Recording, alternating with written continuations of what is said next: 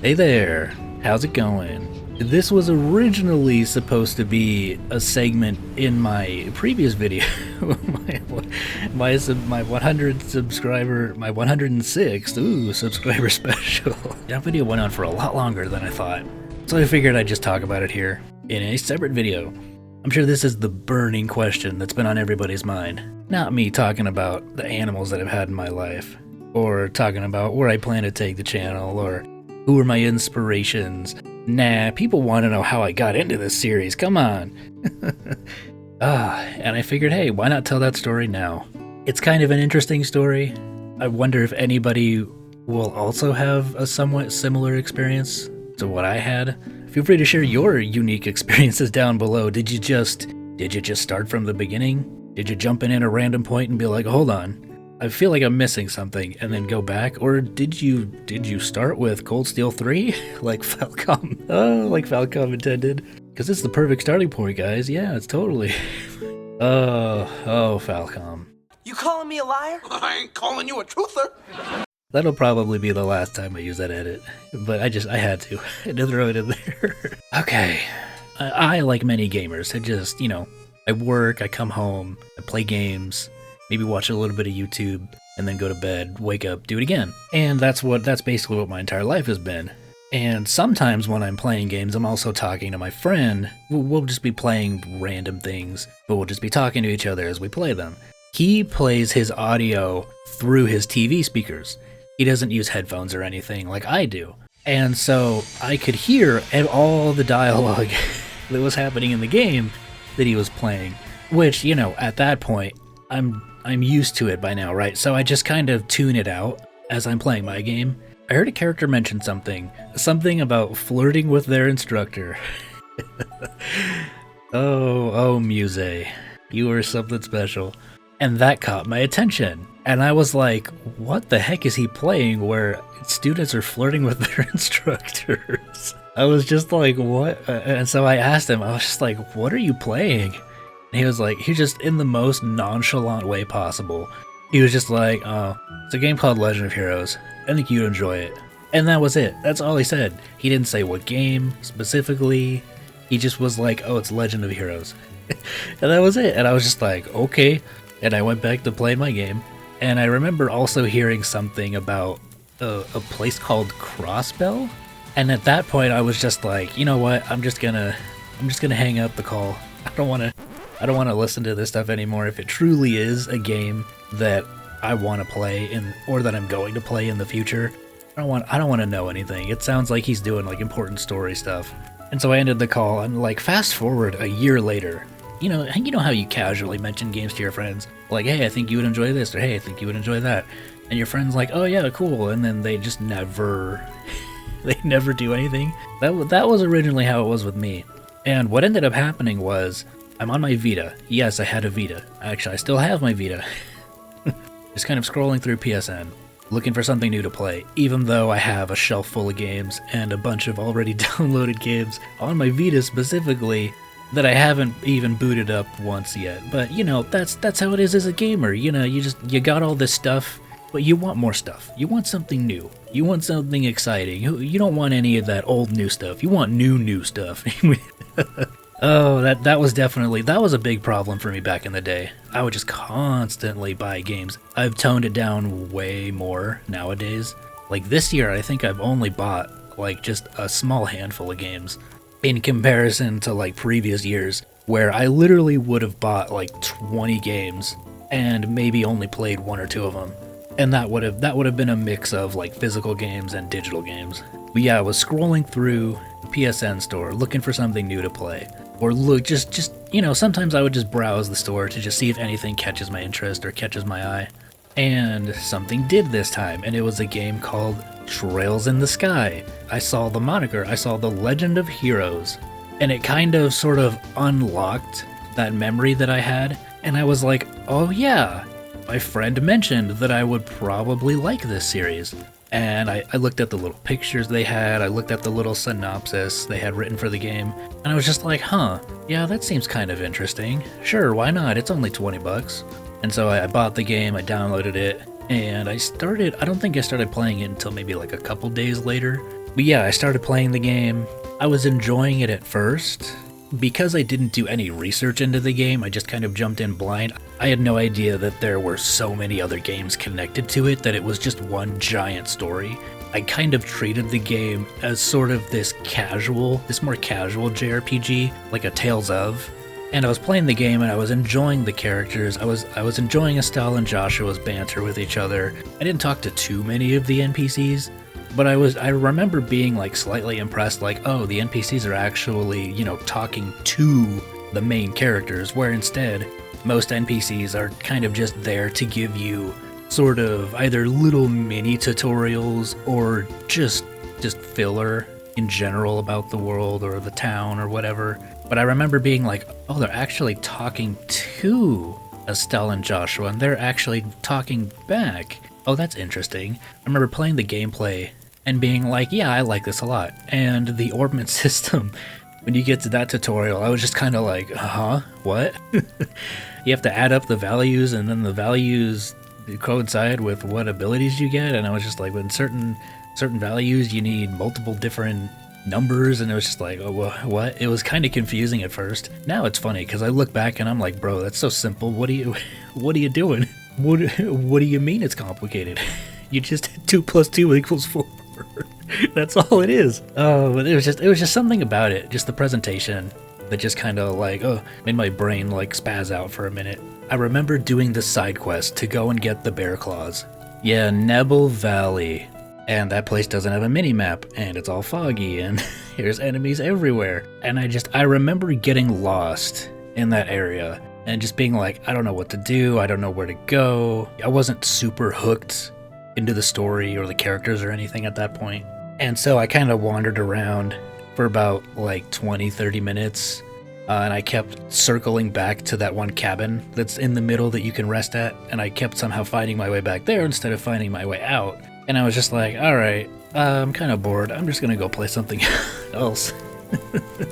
And I dropped the game. So there was like a 3, 4, possibly 5 month gap. But what happened was, yeah, I lost interest in the game. The story hadn't grabbed me, the characters hadn't grabbed me, I wasn't paying attention to the world, I wasn't paying attention to the NPCs, I was kind of skimming through the dialogue here and there. I was basically performing every cardinal sin you could think of as far as playing a JRPG. I was skipping dialogue, I was skipping characters. I really liked the gameplay. Like anytime I got into a skirmish, I wasn't like, here we go again. I was actually excited every time I got into an altercation. I think at that point, because when I would play games on my Vita, I would play them with the sound off, so I had no idea what the music even sounded like. I did all kinds of things wrong. So yeah, I remember one time I just randomly looked at my Vita. I was like, oh yeah, there was that Sky game that I was playing that I took a break from. Let's give it another chance. And so I turned it on because I didn't remember anything up until that point. So I was just like, you know what, I'm just gonna start a new game. And there was something about it that time where I started a new game. I was paying attention to the dialogue, the section at the beginning.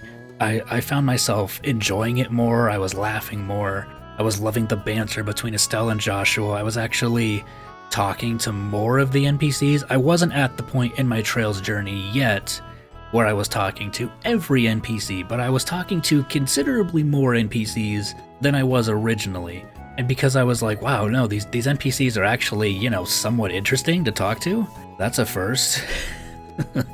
Usually NPCs are just super bland and boring and lifeless, and no, these NPCs are actually interesting, and they have little stories that they're telling, and some of them are actually interacting with the cast, which is something I noticed beforehand, but it really didn't like stick with me for some reason.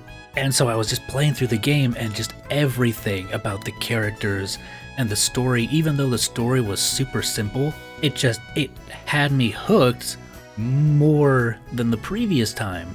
And so as I'm going through it, and as, events are unfolding, more characters are being added, I loved how they swapped out the party members between every chapter, where you would sort of get this new party member, you would learn about them, you would get to use them, and then the next chapter, it would be somebody new. So I feel like that also helped keep things fresh. it added this sort of, in a sense, a gotcha element.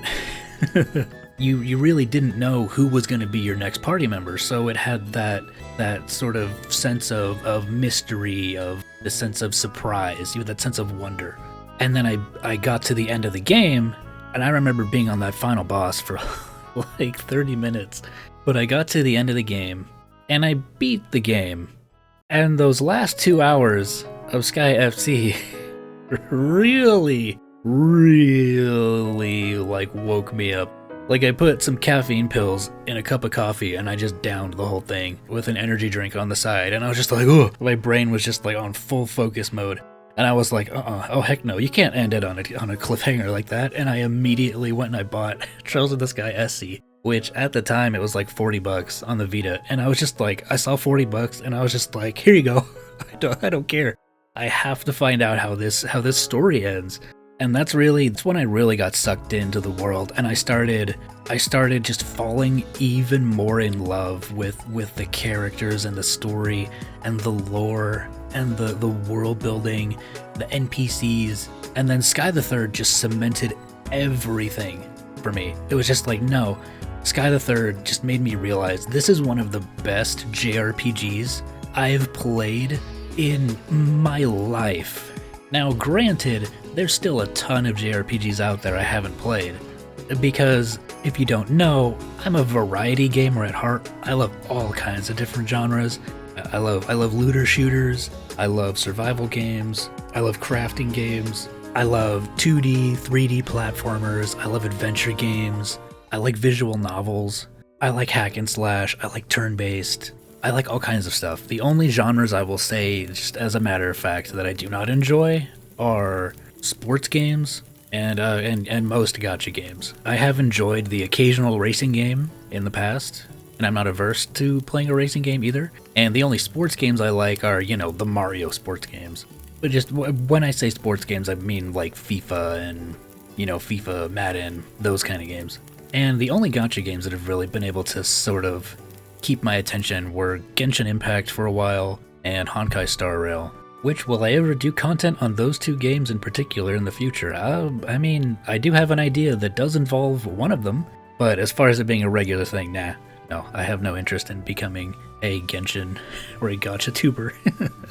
Okay, so this was what happened to me. I played Sky FC, I finished FC, I immediately went to SC, I then immediately went to the third, I then immediately was like, okay, what's the next game in the series? And I actually watched Eric Landon's video on where to start the Trails series. He just had these raving recommendations, like play the Crossbell games, find a way to play them, they are amazing. And I was just like, okay, those are chronologically the next games in the series, alright, let's find a way to play them. And so I did a bunch of research. I then somehow stumbled upon the Geofront and their translation, which at that point had been out for quite a while. And I was like, oh, okay, so then I followed their instructions. I went to a Japanese website, I bought the game there, and then I downloaded their patch and then I followed all the instructions. And man, I actually really want to play Anissa's version, which will probably happen eventually, whenever I decide to start my Trails what would I call that? Would I call that like a retrospective playthrough? Because since I've already played the games, that could be kind of an interesting angle to do things, I guess. But yeah, I played through the Geofront version, and because they had, we're working on the Azure translation, at the time it hadn't released yet. And so I was checking every day while I was playing through Zero, and then I checked one day and they were like, oh, the Azure one is done. So I was like, oh cool, let me just download it. And then I remember I had finished Zero, which I loved, by the way, and I was gonna immediately jump into Azure, and so I checked their website just out of curiosity, and it was gone. The translation files for both Zero and Azure were no longer available, and I was like, well, what happened? And then I saw the announcement that said they were going to be officially working with the developers to bring an official translation of the Crossbell games to the West, and I was just like, whoa, that's so cool. Wow, that was the first time where I had heard of a fan translation team actually being scouted by the company working on the game and bringing them in to an extent to sort of help work on the official translation. And I was like, wow, that's awesome. And then I played through Azure, and then I got to see my boy again. Although I gotta say, the new model is kind of eh. I prefer his older model. Oh, that's a whole story for another time. Character portraits. Why'd you get rid of them, Falcom? Why? We need answers. Oh, they added so much more, just charm, personality. Oh, none of those Evo. Some of the Evo portraits are fine. I like some of the Evo portraits, but just the fact that they got rid of so many of them. Estelle, that has to be a crime. Can we can we send them to Zemurian jail? Does Zemuria even have a prison? I mean, we know that their forts have little jail cells and stuff, but do they have like a centralized? I mean, I guess yeah, Crossbow does have the little. Yeah, no, Crossbow's a prison. What am I talking about? Nox prison. And then you had that Kino moment with Garcia. So yeah, I essentially binged 5 Trails games in a row, back to back. I did not get burnt out. Every game I played, it just fueled my desire to play more. Every time I reached an ending, I was just like, I have to know what happens next. It's like, it was like watching a really good TV show, and you start really late, and they've got, they're 9 seasons in, and you finish season 1, and you're like, oh, I just get to jump into season 2, and then you binge all of season 2. And then you're like, well, season 3 is right here, might as well keep going. It was like that. But I started seeing like other people like, oh, you should take a break. Not to me personally, but just like I was looking at forums, and after I finished Azure is when I started looking at more things about the games online, because I had been super sheltered. I didn't know anybody's opinions on anything up until that point. After I finished Azure was when I started going back and I started watching Let's Plays of the older games. I started listening to more of the music on my own time. And so I saw a bunch of people like, yeah, the series is long, you should take a break, just so you don't get burnt out. And I've never really had that issue of getting burnt out on something. But I was just like, yeah, I'll take their advice. I'll take a little break. I think I took like a month break before I jumped into Cold Steel 1. And then I played Cold Steel 1. Immediately was like, nah, I gotta play Cold Steel 2. Then after Cold Steel 2, I was like, you know what? I'm gonna take another mini break. And then I played Cold Steel 3. I remember after I finished Cold Steel 3, I wanted to immediately jump into Cold Steel 4, but I was like, nah, it's the final game in the series as of that moment. So I waited a little bit longer until I couldn't wait anymore, and so I jumped into Cold Steel 4. And honestly, it was a really good ending to the Erebonian arc.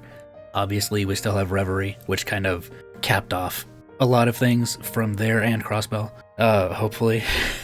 Hopefully we don't have to go back to Crossbell again. I mean, in the sense that I want to go back to Crossbell, but I hope it's not under those conditions. Who knows? It'll probably happen again. Guys, Crossbell's in trouble again. Lloyd forgot to shut the door and he let the barriers back in. Keep treating my child like an object to be broken, and I'll use a real object to break your face. Yeah, and then after I finished Cold Steel 4, I kind of had this super empty feeling inside. I was just like, man, nothing I played, as far as JRPG wise, nothing I tried to play captured my attention. I found myself just sort of staring off into space at certain parts of the dialogue, and I noticed I was skipping through NPC cutscene and side quest dialogue because I was just like, this isn't interesting at all. Oh, I was definitely suffering from Trails burnout, but in a different sense, where, nothing just lived up to it afterwards. So I kind of took a fairly long break from JRPGs. I kind of just played more sort of mindless games. Like I played a lot of The Long Dark. I played a lot of Project Zomboid. Played a lot of 7 Days to Die.